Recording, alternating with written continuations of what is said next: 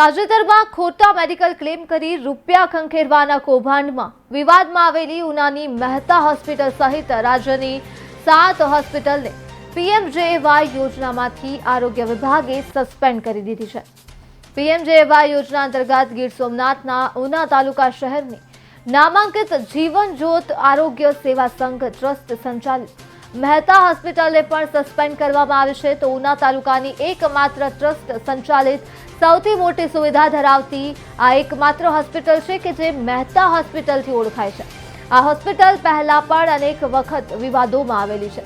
તો ઉનામાં મહેતા હોસ્પિટલને સસ્પેન્ડ કરવામાં આવી છે। આપનો પરિચય? હું ડૉક્ટર મયુર ડોડિયા જીવન જ્યોત આરોગ્ય સેવા સંઘ ટ્રસ્ટ સંચાલિત હોસ્પિટલમાં સેન્ટર હેડની ભૂમિકા ભજવું છું।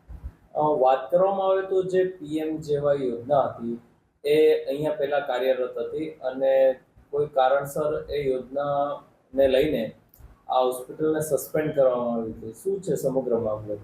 આમ તો પીએમજેવાય યોજના ઘણા વર્ષોથી એટલે કે ટૂંકમાં કહું તો 2018થી અહીંયા કાર્યરત છે।